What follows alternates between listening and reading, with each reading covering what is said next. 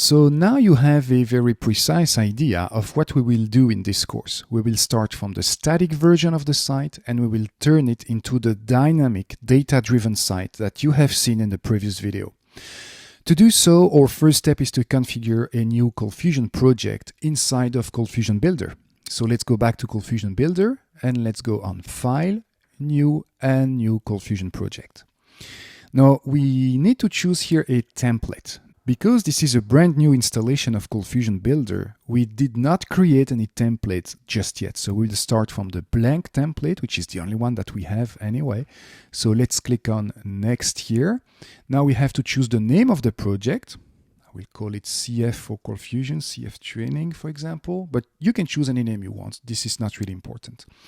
Much more important is the location of the project. You see that by default, Coldfusion Builder will try to create that project in the workspace that we had to choose earlier in this course when we executed Coldfusion Builder for the first time. Now we don't want that. We don't want our project to be at that location.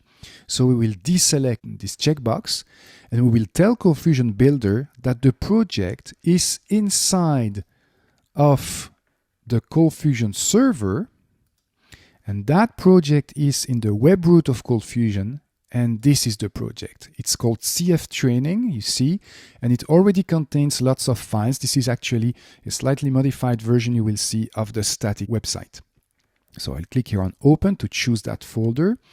Next, you need to choose the CFML dictionary version. So in my case, I will choose Coldfusion 2016, so I will have access to the latest tags and functions of Coldfusion 2016, but if you are using an earlier version of Coldfusion, or if you have to develop a site for a customer that is using an earlier version of Coldfusion, you can choose here another dictionary. So let's stick to Coldfusion 2016 in this course.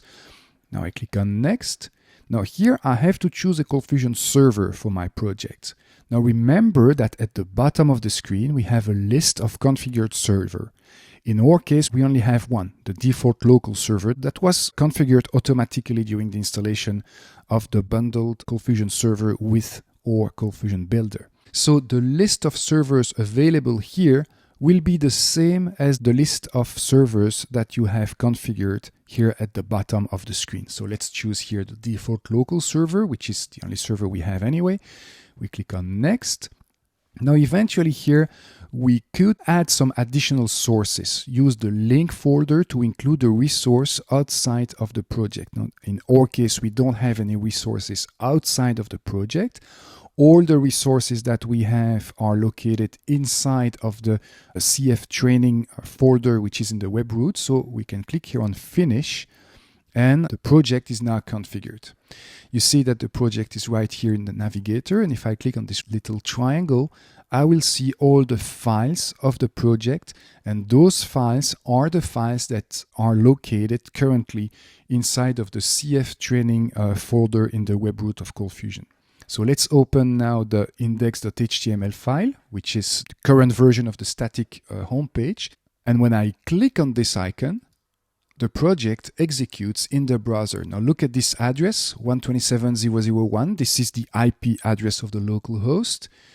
The port that Coldfusion listens to, and notice here the CF Training. So we are viewing now the index.html file that is located inside of that CF Training folder, which is in the web root of the Coldfusion server. So our project is now correctly configured inside of Coldfusion Builder, and we are now ready to start the development of our data-driven website.